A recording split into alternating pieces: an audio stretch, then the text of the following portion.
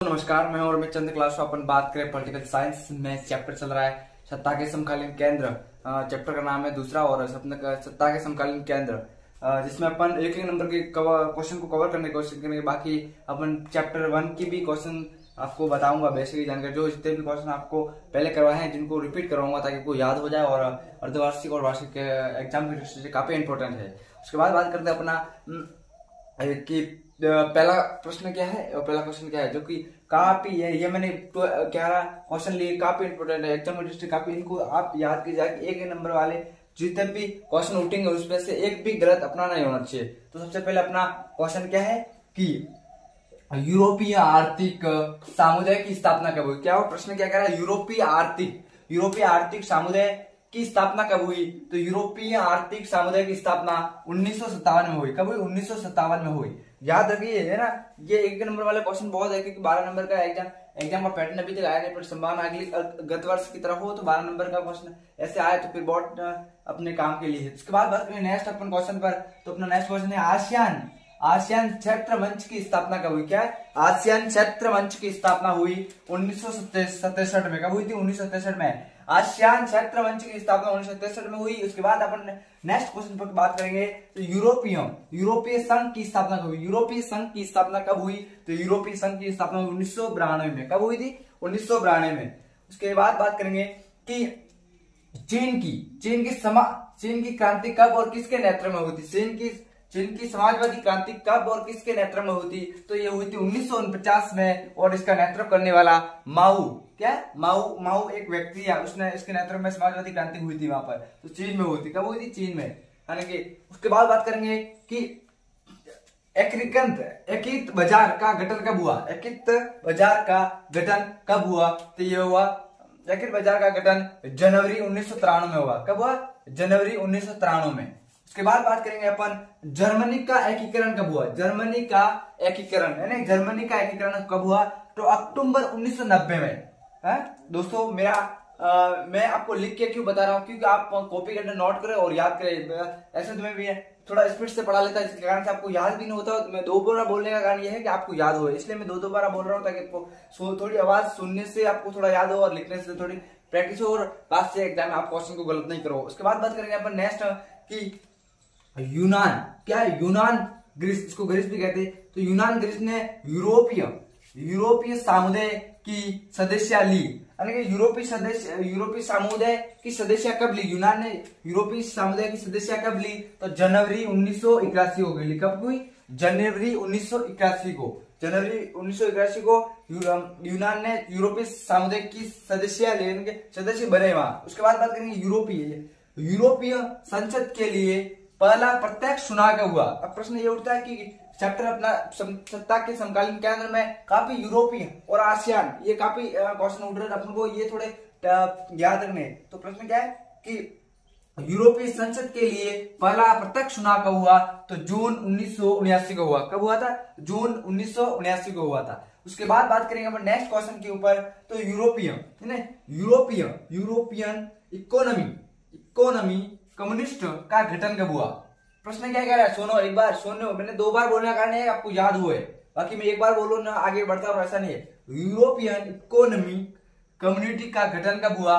तो 1957 में हुआ। कब हुआ? 1957 में। याद रखिए, मैं दो बोल रहा कारण यही है। उसके बाद बात करेंगे आसियान क्षेत्रीय मंच की स्थापना कब हुई। आसियान क्षेत्र मंच की स्थापना कब हुई? तो आसियान क्षेत्र मंच की स्थापना हुई 1994 में। कब हुई थी? 1994 में। उसके बाद बात करेंगे कि समाजवादी चीन में खेती का निजीकरण कब किया गया। यानी कि समाजवादी चीन में खेती का निजीकरण कब किया? तो 1982 में किया। कब किया? 1982 में। एक और क्वेश्चन है नीचे जो आपको दिखता नहीं होगा यूट्यूब के अंदर, क्योंकि शायद ये नीचे आ गया, तो आपको बोल के जोर से बता रहा हूं कि आसियान का मुख्यालय कहाँ स्थित है। आसियान का मुख्यालय कहाँ स्थित है? तो जकार्ता में। कहां पर है? जकार्ता में स्थित है। कहां है? जकार्ता। उसके बाद बात करेंगे अपन इस चैप्टर में एक नंबर वाले क्वेश्चन, ये काफी इंपोर्टेंट है, बाकी है जो मैं और कवर करवा दूंगा आपके वीडियो अपलोड कर दूंगा। उसके बाद बात करेंगे अपन जो कि इसमें और कितने हैं, तो इसमें अपने जो पहले चैप्टर में अपन पढ़ा उसमें से अपने को तो क्वेश्चन रिपीट करता हूँ। तो उसमें सबसे पहले है कि प्रथम विश्व युद्ध कब होता है ना। प्रथम विश्व युद्ध कब होता है, तो प्रथम विश्व युद्ध होता है 1914। कब से? 1914 से 1918 के बीच में होता है। उसके बाद एक और आता है, एक संगठन आता है, लीग ऑफ नेशनल की स्थापना कब होती है? लीग ऑफ नेशनल की स्थापना, तो लीग ऑफ नेशनल की स्थापना 1920 में होती है। उसके बाद लीग ऑफ नेशनल क्यों बनता है? द्वितीय विश्व युद्ध को रोकने के लिए है कि द्वितीय विश्व युद्ध नहीं हुए, पर लीग ऑफ नेशनल की स्थापना होने के बाद भी द्वितीय विश्व युद्ध हो जाता है। तो कब होता है द्वितीय विश्व युद्ध? तो 1939 से 1945 के बीच में। उसके बाद बात करेंगे और किस किस के मध्य होता है ये युद्ध, तो ये होता है अमेरिका और जापान के मध्य होता है। अमेरिका 2 शहरों पर इनके बम गिरा देता है, हिरोशिमा और नागासाकी पर। उसके बाद बात करेंगे क्यूबा मिसाइल संगठन कब होता है? क्यूबा मिसाइल संगठन कब होता है? क्यूबा मिसाइल संगठन होता है 1962 में। किस किस के मध्य होता है? अमेरिका और सोवियत संघ और क्यूबा। क्यूबा एक द्वीपीय देश है जो कि समाजवादी का विचारधारा रखे और अमेरिका के नजदीकी पड़ता है, जिस कारण से क्यूबा मिसाइल संगठन होता है। और क्यूबा मिसाइल संगठन के समय अमेरिका के राष्ट्रपति का क्या नाम है? John of Kennedy. क्या है?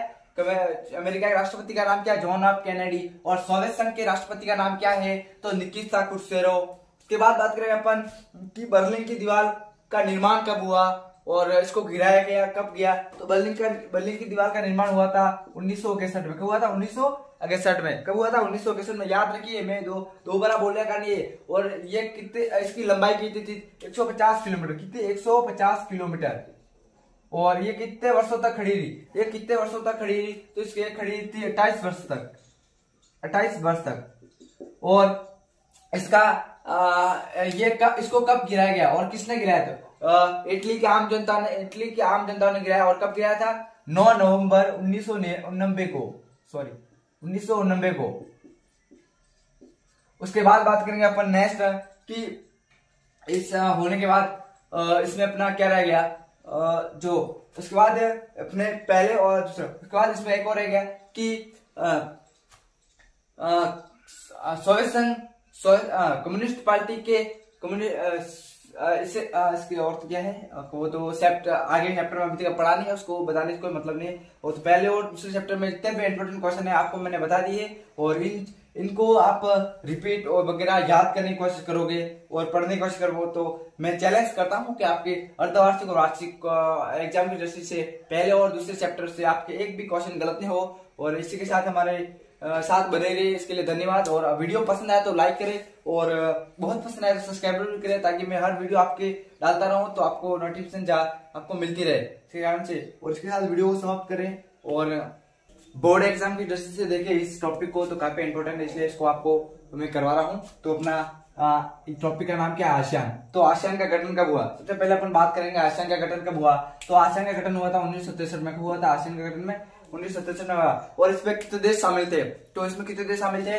Indonesia, Malaysia, Thailand. Indonesia, Malaysia, Thailand, Philippines और सिंगापुर। इसमें 5 देश संस्थापक थे, यानी 5 देश शामिल थे। ये बना था तब 5 देश शामिल हुए, और इसके संस्थापक किसको कहा जाता है? इसी 5 देशों का संस्थापक कहा जाता है। और इसका उद्देश्य क्या था? आसियान का उद्देश्य क्या था? तो आसियान का उद्देश्य था क्षेत्र में आर्थिक, सांस्कृतिक तथा सामाजिक विकास करना। इसका उद्देश्य क्या था?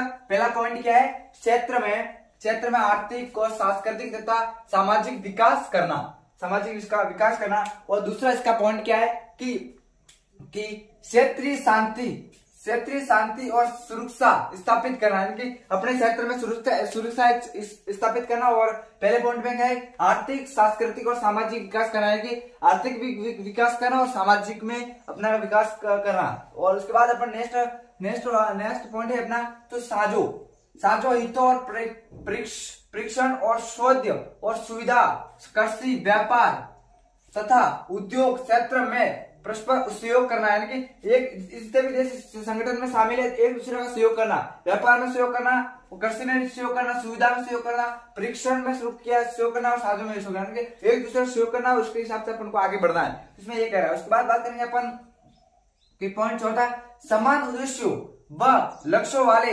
दूसरे क्षेत्रीय तथा अंतर्राष्ट्रीय संगठन के साथ लाभप्रसाद व निकटतम संबंध कायम रखना, यानी कि जो भी अंतर्राष्ट्रीय संगठन जो दूसरे इसके अलावा कोई संगठन है उसके साथ अच्छा व्यवहार करना और उससे लाभ लेना, को लाभ लेना है, क्योंकि इस संगठन में जितने भी देश शामिल है इसको उनसे थोड़ा सीख मिलना और उससे विकास करना और आर्थिक सहयोग लेना, इससे अपना विकास हो गया, इसमें यह कह रहा है। उसके बाद कह रहे हैं अंतरराष्ट्रीय संगठन से, उसके बाद कह रहे हैं इसकी भूमिका क्या रही थी, इसकी भूमिका इस संगठन की भूमिका क्या रही थी। तो आसियान तेजी से बढ़ता हुआ एक महत्वपूर्ण क्षेत्रीय संगठन है। क्या है?